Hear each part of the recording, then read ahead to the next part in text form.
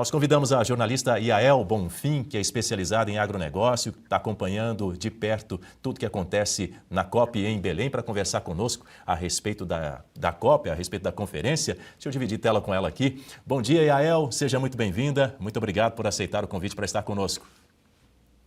Bom dia, Daniel. Bom dia para toda a audiência aqui do Jornal da Oeste. De fato, né, a gente está tendo nessa COP30 a menor participação de líderes governamentais e chefes de Estado desde 2019.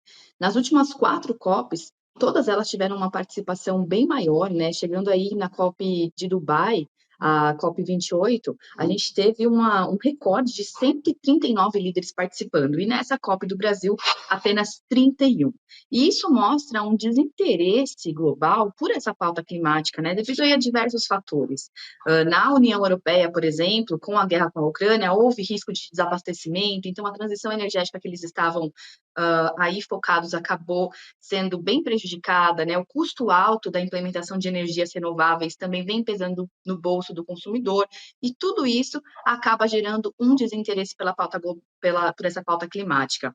Outra questão importante é a credibilidade da própria COP, né? Nós estamos aí na 30ª edição da COP, então são 30 anos, 3 décadas de conferência do clima, que na verdade resultaram em poucos avanços reais para as pessoas, para a população. Então, a própria credibilidade da conferência começa a ser aí questionada. E uma coisa importante que eu quero trazer aqui é que, além da participação dos líderes mundiais estar sendo baixa, os principais emissores não mandaram os seus principais representantes, né? Eu estou falando aí da China, principalmente, né?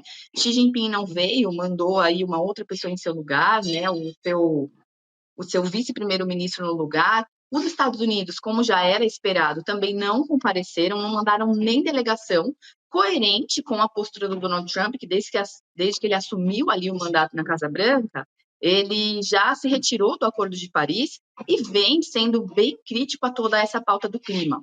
Quem também mandou outra pessoa em seu lugar foi a Rússia, a Índia. Então, esses emissores, eles juntos representam 60% das emissões mundiais de gases de efeito estufa. E eles não estão participando com os seus chefes de Estado da conferência. E isso acaba, sim, mostrando um desinteresse global por essa pauta do clima. A gente tem testemunhado aí ao longo das últimas semanas críticas muito severas sobre a infraestrutura precária lá em Belém, incluindo obras de última hora, hotéis lotados, hotéis que viraram, na verdade, motéis que viraram hotéis, transporte público insuficiente. A gente viu há pouco aí a imagem da petista Benedita da Silva, altos custos de hospedagem também. Já durante a realização da conferência, a gente viu na semana passada aquele confronto na Zona Azul, onde manifestantes indígenas e integrantes do movimento Juntos tentaram ali invadir o local. E isso pegou muito mal lá no exterior. Sim, a gente teve aí uma crítica da própria ONU, né? Uma carta ali da própria ONU criticando, ou pedindo mais medidas de segurança para o Brasil. O pessoal vem sofrendo bastante ali com questões de ar-condicionado também. Então, esse posicionamento da ONU, inclusive, é uma coisa que nunca aconteceu em outras COPs, né? A gente já teve aí diversas reclamações de fila, de problemas, de preços altos dos alimentos em outras conferências mundiais do clima, mas nunca um posicionamento oficial da ONU pedindo realmente para que o Brasil aumente a segurança e promova melhores condições de infraestrutura para o pessoal que está ali na Conferência do Clima. Deixa eu trazer um outro ponto com você aqui, Yael. Para além dessa questão da estrutura do evento, as negociações também, obviamente, são um ponto de atenção. O agronegócio, que é o principal motor da nossa economia, vive um grande paradoxo nessa COP, não é verdade? Porque, de um lado, um estudo da própria Embrapa, divulgado logo no início da conferência, provou que a maior parte da vegetação preservada do país está dentro das fazendas. Mas, do outro lado, o plano clima do governo parece que quer colocar na conta do setor essa dívida das emissões de desmatamento. Como é que você avalia essa contradição?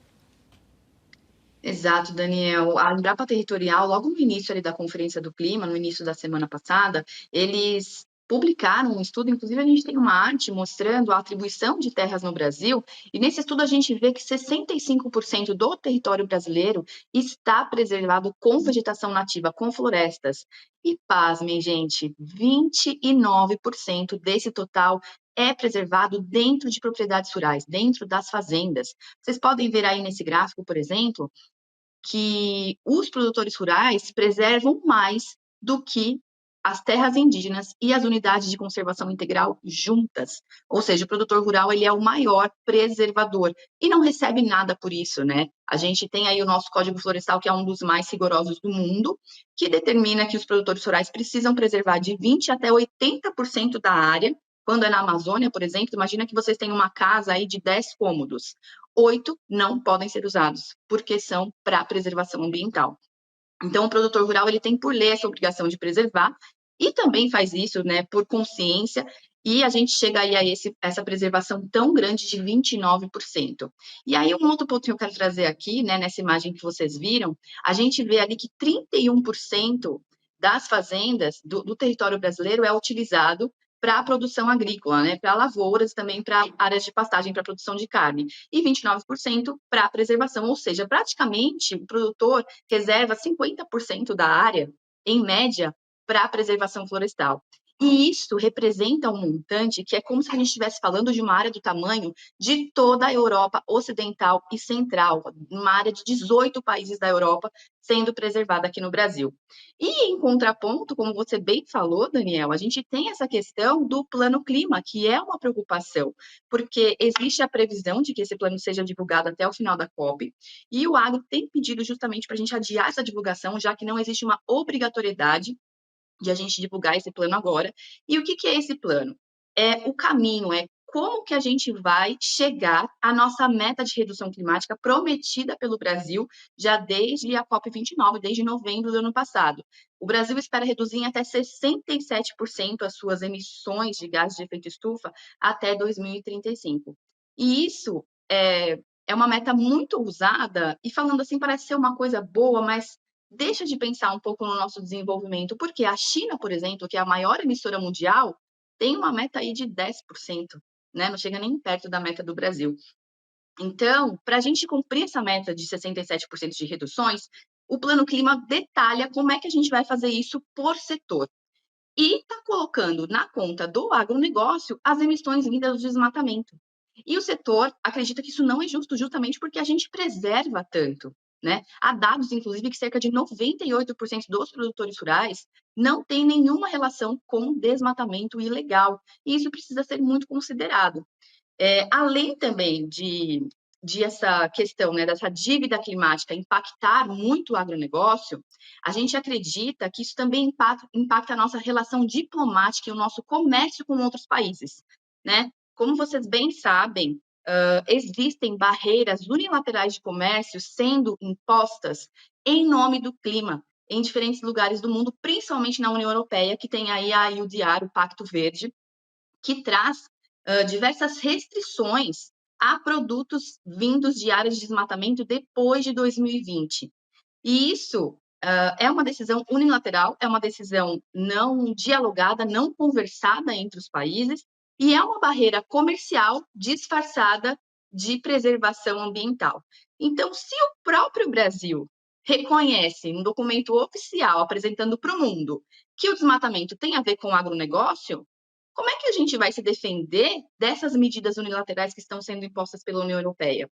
Os Estados Unidos, na época do tarifaço, por exemplo, quando eles impuseram ali a tarifa de 40%, eles iniciaram também uma investigação contra o Brasil em diversas frentes. Uma dessas frentes é investigar se o agronegócio brasileiro se beneficiou de desmatamento para ser mais competitivo no mercado internacional. Então, como é que a gente vai se defender dessa desconfiança internacional com relação ao produtor brasileiro se o próprio Brasil está desvalorizando a nossa preservação? Então, essa é uma preocupação muito grande do setor e a gente vem pedindo, né, para que realmente a presidência ali da COP30 não apresente esse plano clima agora e tenha mais espaço para diálogo. Mudando um pouquinho de assunto, mas ainda falando sobre as relações internacionais do Brasil, na última sexta-feira, o presidente dos Estados Unidos, Donald Trump, anunciou a redução dessas tarifas de importação sobre produtos como café, carne vermelha, tomate, banana, entre outros. O objetivo dessa medida qual é? Olha, ele reduziu essas tarifas principalmente para reduzir a inflação dos preços de diversos produtos, como a carne e o café, no mercado americano, né? O café, inclusive, ele é um dos produtos que mais estão pesando no bolso dos americanos, né? O preço do café subiu 9 vezes acima da inflação nesses últimos tempos, desde as tarifas do Trump. Mas vale aqui a gente ressaltar que a redução das tarifas é apenas para as tarifas de reciprocidade, que são as tarifas de 10%.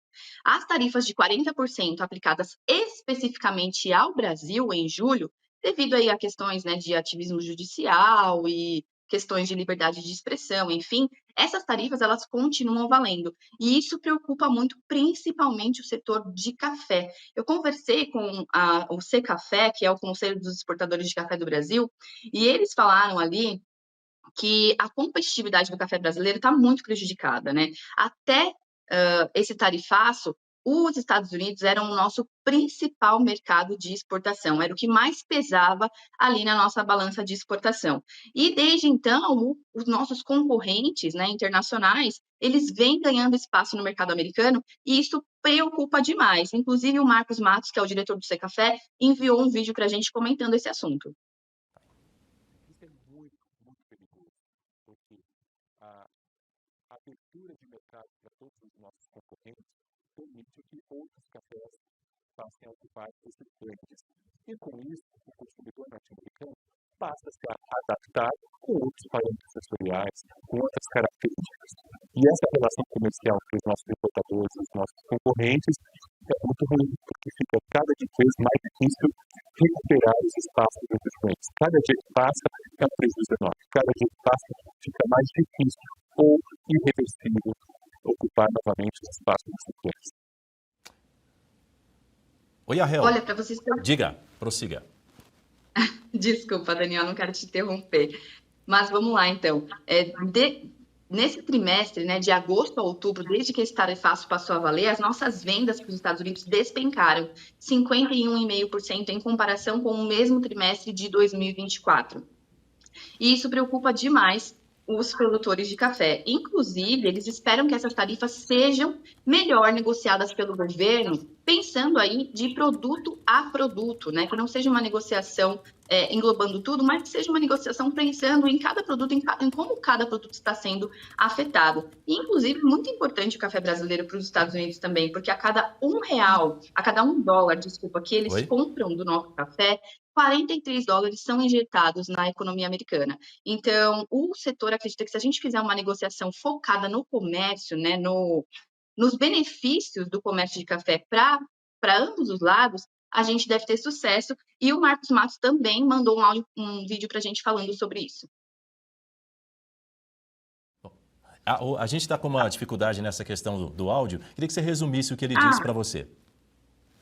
Olha, vamos lá. Ele pede justamente para o governo, para que o governo tenha mais senso de urgência nessa negociação, para que o governo realmente faça essa negociação caso a caso, né, produto a produto, que eles tenham senso de urgência e que eles façam essa negociação com muita consciência de como o setor está sendo impactado por essa tarifa de 40%. Yael Bonfim, muito obrigado aqui pela sua participação no Jornal da Oeste, primeira edição. Volte sempre, bom dia, boa semana para você. Até a próxima. Muito bom dia, Daniel. Obrigada pela participação. Foi um prazer estar aqui com vocês, com toda a audiência da Oeste.